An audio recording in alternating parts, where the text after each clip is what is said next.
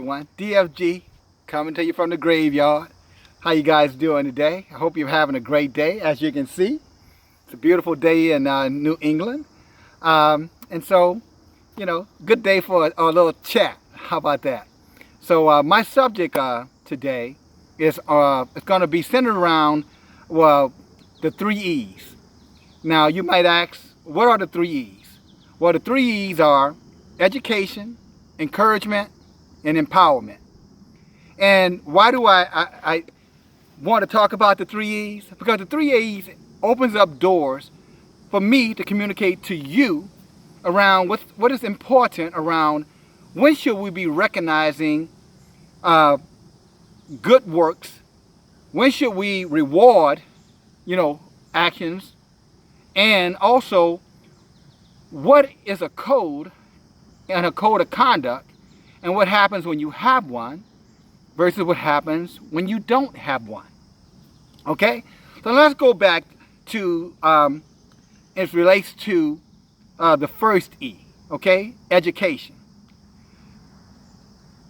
Just recently, I saw someone who were being recognized, who were really promoting, one of their children, recognition that was given to one of their children, I'm sorry, and the recognition was for appreciation.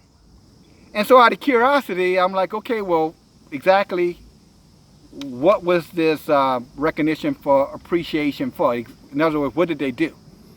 And I never got an answer back. And what I found out that the recognition of appreciation was recognition for appreciation's sake. Now you may look at that and say, well, isn't that encouraging? No, it isn't. Why would you tell someone they have to do nothing in order to be recognized for it? Why would you give someone the impression that, that there is no equity in performance? Why would you give somebody the impression that there is no reward for excellence? Why would you marginalize their performance, their ability to contribute at a high level by telling them it really doesn't matter what you do? Anything counts. It's just that I don't care if you're the lowest low, it doesn't matter. We appreciate you anyway. Well, if that's the case, then what is the standard then? Isn't that the same as saying there is no standard, there is no expectation? Because we just appreciate you doing absolutely nothing. So when you start to look at from an education standpoint, first of all, we got to move away from that, my people, my friends, my family. We have to move away from that. We are not in a position as a society to be able to tell our children, work ethic does not matter, striving for excellence does not matter. It's all about participation. Because the truth of the matter is that no one is going to open up doors to let them in just because they want to come in. They're going to have to work hard. They're going to have to strive. They're going to have to be resilient. They're going to have to be persistent. And they dang gonna sure have to be qualified to compete. Not only domestically, but globally. So when we start looking at, and I know I sound preachy, so please forgive me. I'm sorry. All right? But I'm not sorry for what I'm saying. I'll slow down. I'll calm down. But we have to educate long before we talk about encouraging. You follow me? Here's how that goes. Dale does a good job. Well, first of all, Dale, we need you to do better. Now Dale is doing better. So the first thing, Dale, we need you to do better. And here's what better looks like, Dale. So now Dale is doing that. So while we've educated Dale. The next thing we say, Dale, you're doing good. I appreciate it. So now we're encouraging Dale. We're telling, we become his rallying team. We become that team, go Dale, go, go, go, go, go, go, go, Dale, go. We're his encouragers. All right? And then next, we empower him. Say, now, you know what? You've shown that you can do it. You can do it consistently. So guess what? We're going to give you more responsibility, Dale. Because we appreciate you. All right? So no, kind of funny, but I guess it's not. You know, it's serious, but it's funny. That, you know, we don't need appreciation for doing nothing. All right? Not in this day and time that we're in. We're the first to get fired and the last hired. Okay? So we don't have that opportunity, guys. When all the goodies get passed out, everybody else get the goodies, then we get what's left over. At best, we get to glean after everybody else has already eaten. So unless you want to keep that beggar mentality, that, when everybody else is finished, then I can come in, mindset, or you want to have others treating you that way, unless you want to keep that, you better move away from that. And I hope you're willing to hear what I am trying to say to you. And you need to be telling this to your children. At least you should. You don't need to do, I guess you do whatever you want to do at the end of the day. But don't accuse me as a man of color and saying that, black men, so-called black men, don't do anything to educate these children. Black men don't speak up when they should speak up. I'm speaking up. Now, here's my question. Can you hear what's coming out of my mouth? Are you going to respond to what I'm saying? Because if not, then I don't want to hear no more of your criticism about what black men don't do. Our first responsibility as men who are concerned about their community first and then the broader community second is that we have to educate. And you can't educate without communicate. And you can't have an audience who says, I want to do better, but when you come and tell them what better looks like, they say, oh no, I don't want nobody telling me what to do. Now, one other thing I want to add. Just recently, I saw a young man, a man of color, with his pants hanging down below his buttocks. I could literally see all of his buttocks. His pants were at the back of it. I guess that's the hind parts of your legs. And so I go up to him. I couldn't help myself. I tried to resist it. But everything in me said, if you don't say something, then you are guilty by association. So I went up to the young man. I said, excuse me, young man, you know that you're violating the code here, right? And he looked at me and said, what code? I said, the code of ethics.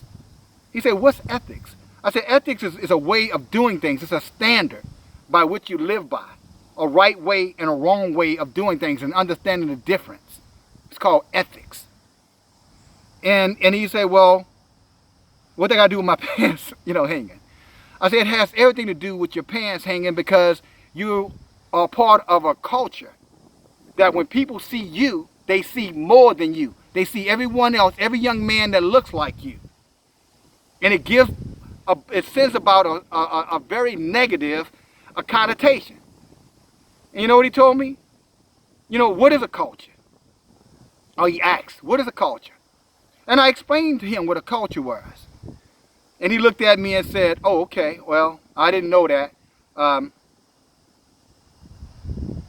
guess what he did? He turned around and pulled his pants up and tightened up his belt. And I told him, I'm very proud of you for allowing a stranger to tell you right from wrong, and you responded to it in a very gentlemanly way and an honorable way. But therefore, again, a lot of our, how the saying, they have not because they ask not. A lot of what's going on, in the so-called African American community, it's self-inflicted. And and I'm telling you guys, as someone who was born and raised in the black community, who's still connected to the black community, the time for excuses is out. Pointing out who's the enemy, again, doesn't solve your problem. You can go around and claim, respectfully, the white man, all you want. The white man is looking at you like, get out of my face with that bullshit. Because I'm not the one breaking in your house. And I am not the one who abandoned, your children. I'm not the one who fathered your children, I might add. And I'm damn sure not the one pulling no triggers. And, you can go back and rationale, and you'll have these idiots who on social media and tell you, oh, the white man brought the guns and all of that. Look, at the end of the day, what does that have to do with the price of tea in China? If we're using those resources, or if we're taking from them like we're little kids and using those things, causing our own self-destruction. Now, this can't be hard to understand, my friends and friends.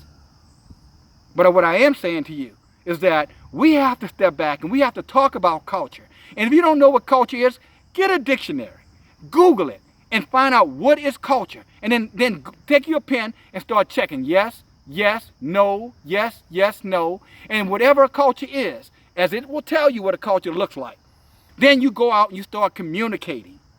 Okay? Then let me break it back down. Let me end where I began. You educate, you encourage, and you empower. 3 E's. And all of this is done with love. And some people say, well, how do you approach, a stranger and how do you not fear that they may take it the wrong way? Well, if you care, you can't get caught up into that. Just put it this way. Do it in a manner that does not dehumanize them, but do it in a manner that demonstrates what your conviction looks like as well. Charity starts at home. We've been taught that since we were little kids. And if we're not going to take and be willing to risk it all for our own community, then by God, don't expect other communities to risk it for you. They're risking it for their community, and rightly so. More power to them. You look at East Indians and some of these other ethnic groups, they have a solid culture, a solid way of doing things. And if anyone inside of their community decides to violate those cultures, they kick them out the community. But nobody's going to violate those cultures like talking about it, because they understand the importance of it. It keeps them strong. It keeps them moving forward. It keeps their legacy going from generation to generation to generation. And that's how they constantly improve over periods of time. And it's also why we have not. Okay? Men and ladies, I'm talking to you. I'm pleading with you. Help me, help us to get this going. And no more rewarding good performance when no performance has been performed. Okay? There's an old saying up here in New England, I think it's Bill Belichick. He said, at the end of the day, he tells the player, do your job. I know the Patriots fans are going to love me for that one. Peace. DFG, get in flight, guys. Talk to you later. Goodbye.